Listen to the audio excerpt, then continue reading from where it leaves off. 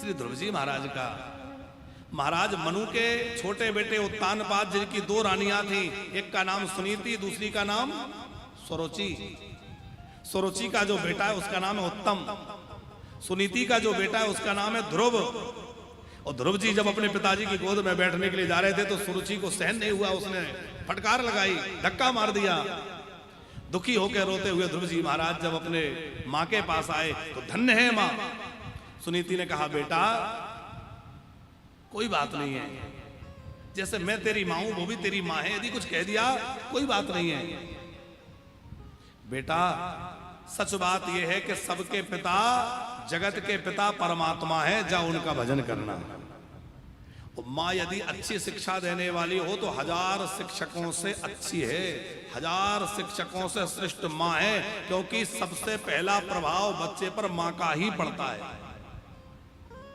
प्रथम पाठशाला माँ का गर्भ है, माँ के गर्भ में ही बच्चा बहुत कुछ सीख लेता है।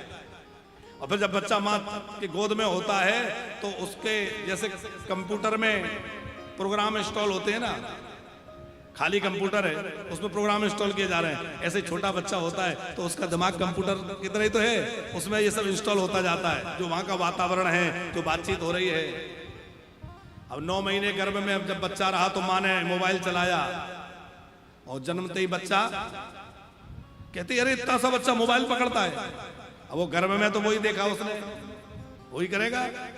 और बच्चा गर्भ में था, जब गीता पढ़ी होती तो बच्चा जो है ज्ञानी पैदा हुआ होता, महापुरुषों के चरित्र पढ़े होते तो महापुरुष बन के बच्चा पैदा हुआ होता है? यदि चाहते हो कि हमारे घर में अच्छी संतान हो तो परिवार का वातावरण अच्छा बनाओ, माता पिता का आचरण अच्छा बनाओ। जब तक माता पिता का आचरण श्रेष्ठ नहीं होगा तो बच्चे कहां से अच्छे हो जाएंगे?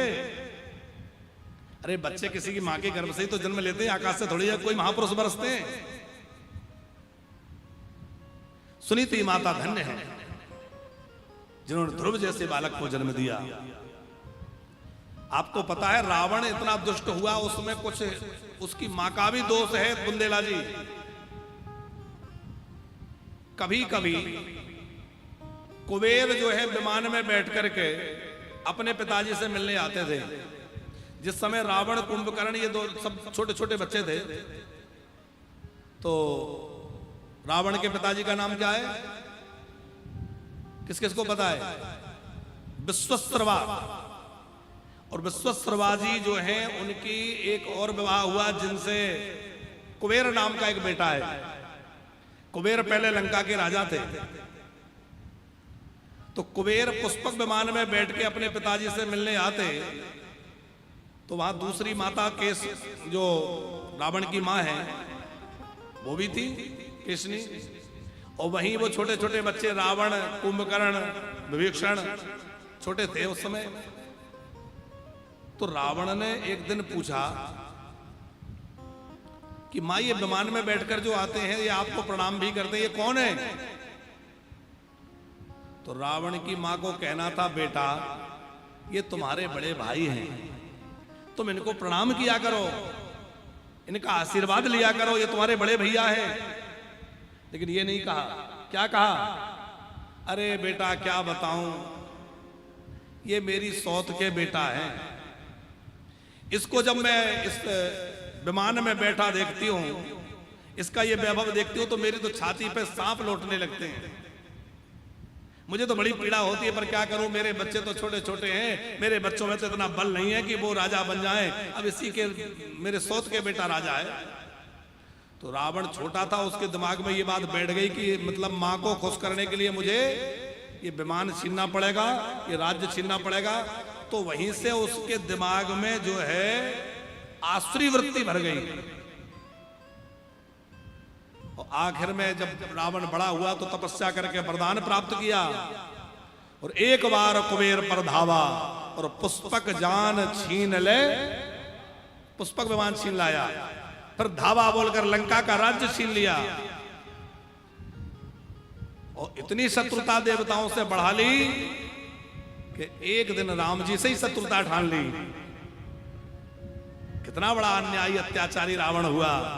तो उसमें उसकी मां का भी बड़ा विशेष दोष रहा।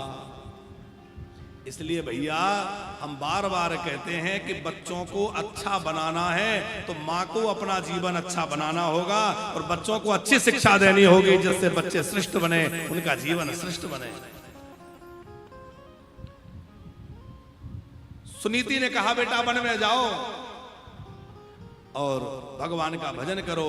छोटे से बालक ध्रुव 5 वर्ष की अवस्था वन में गए, पर क्या भजन करें, कुछ तो आता नहीं। तो गुरुजी मिल गए। कौन मिले? देवर्षि नारद जी। नारद जी ने कहा बेटा यमुना जी के तट पे चले जाओ, क्योंकि वहीं मोर पंख वाले अपने मुरली बजाते रहते हैं, और वृंदावन धाम में जाकर के ब्रजमंडल में जाकर यमुना जी का जलपान करना और वहीं 12 अक्षर मंत्र का जप करना और वहीं भगवान का भजन करना। ध्रुव जी महाराज जो है वृंदावन में पधारे। हम लोग भी जरा मोर पंख वाले का स्मरण करें। बोल वृंदावन बिहारी लाल की।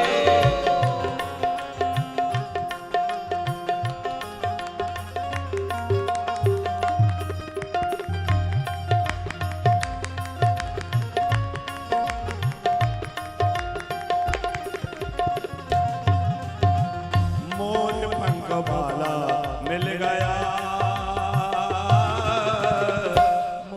पंख वाला मिल गया, मिल गया, मोर पंख वाला मिल गया, मोर पंख वाला मिल गया। ओ अकेली गई थी ब्रज में, कोई नहीं था मेरे संग में। अकेली गई थी ब्रज में, कोई नहीं था मेरे संग में। बाला मिल गया, मोर पंख वाला मिल गया, मिल गया, मुझे मुरली वाला मिल गया, हाय मोर पंख वाला मिल गया।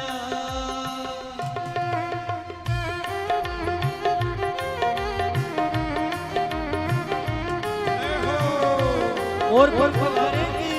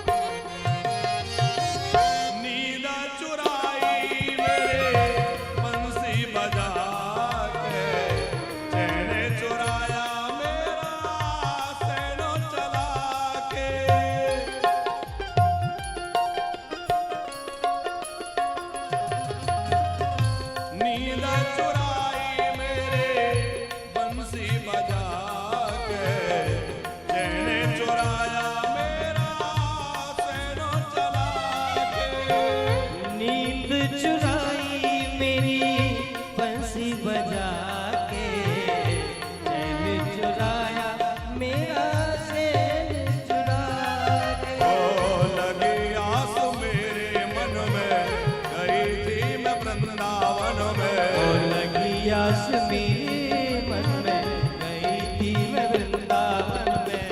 मुझे मुरली वाला मिल गया, और पंख वाला मिल गया, मिल गया, मोर पंख वाला मिल गया, हाय मोर पंख वाला मिल गया।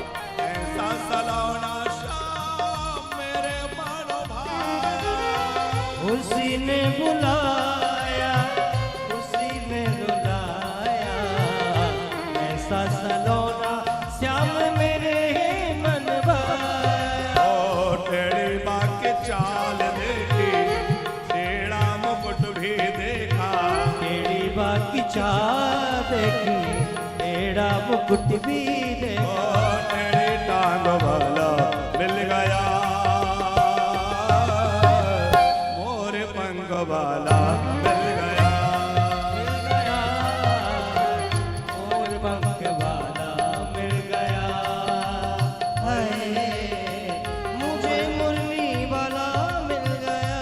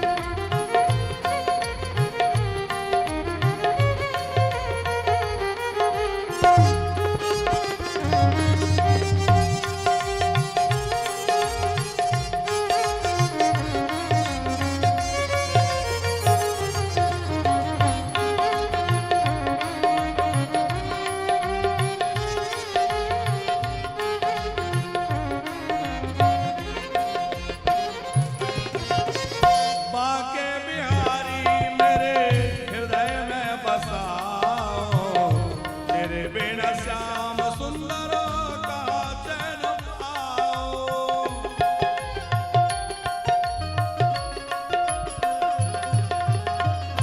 बाके बिहारी मेरे हृदय में बसाओ, तेरे बिना श्याम सुंदर का चैन पाओ। बाके बिहारी मेरे हृदय में बसाओ, तेरे बिन श्याम सुंदर कहाँ चैन पाओ। लगन लगी तन मन में, ढूंढ रही निधि बन में, लगन लगी तन मन में, ढूंढ रही निधि वन में। मुझे गौ माला मिल गया, मोर पंख वाला मिल गया, मोर पंख वाला मिल गया,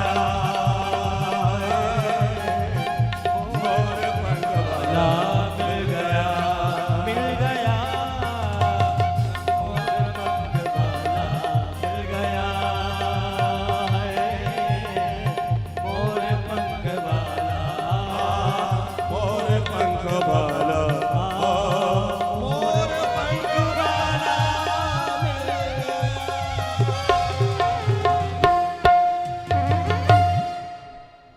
अरे अकेली गई थी ब्रज में, कोई नहीं था मेरे संग में, मुझे मुरली वाला मिल गया,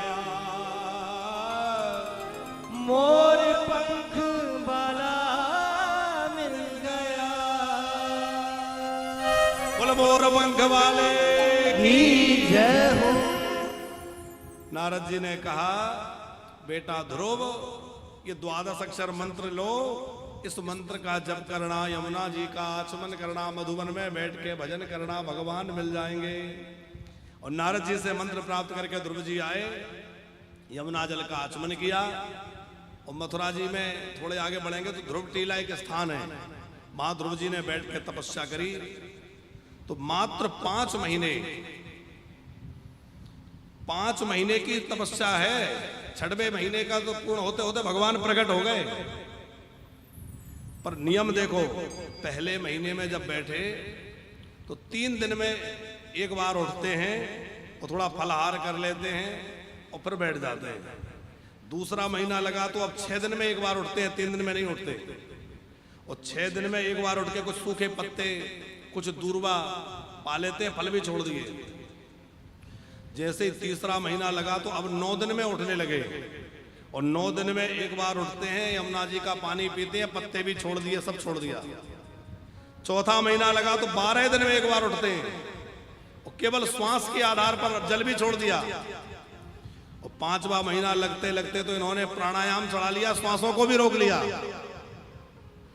नाक बंद करके एक पैर से खड़े हो गए और श्वास रोक के खड़े हुए तो सब देवता घबरा गए, क्योंकि सारी सृष्टि में ही श्वास अवरुद्ध होने लगी। भगवान से प्रार्थना की, प्रभु जाइए। भगवान तुरंत द्वारिका जो है ठाकुर जी पधारे और हमारे गणरुद्र भगवान मधुबन में पधारे। ध्रुव जी को दर्शन दिया। ध्रुव जी ने बड़ी प्यारी स्तुति करी। भगवान ने कहा, देखो अभी तो तुम जाके राजा बनो, राजगद्दी पे बैठो, बाद में तुम्हें उत्तम ध्रुवलोक प्राप्त होगा। तो भगवान की आज्ञा से ध्रुव जी नगर में पधारे। खूब स्वागत सत्कार हुआ। बाद में इनको राजा बनाया गया। 36,000 वर्षों तक ध्रुव जी ने राज्य किया। उसके बाद मृत्यु के मस्तक पर पैर रख करके वो भगवान के धाम को गए। ध्रुव तारे के रूप में विराजमान आज भी ध्रुवलोक में है। आप जानते ना ध्रुव तारा, वो ध्रुव जी ही ध्रुव तारा बन के वहां विराजमान है। इन्हीं के वंश में अंग नाम के एक बड़े धर्मात्मा राजा हुए। अंग का पुत्र बड़ा नास्तिक था, धर्म विरोधी था, जिसका नाम था बैन। ऋषियों की हुंकार से उसकी मृत्यु हुई। इनके देह मंथन से भगवान पृथु नारायण प्रकट हुए। पृथु भगवान ने पृथ्वी को व्यवस्थित किया, पर इनके प्राचीन वर ही प्रचेता आदि का वृतांत मैत्रेय जी ने सुनाया। मैत्रेय जी से विदुर जी विदा लेके चले गए।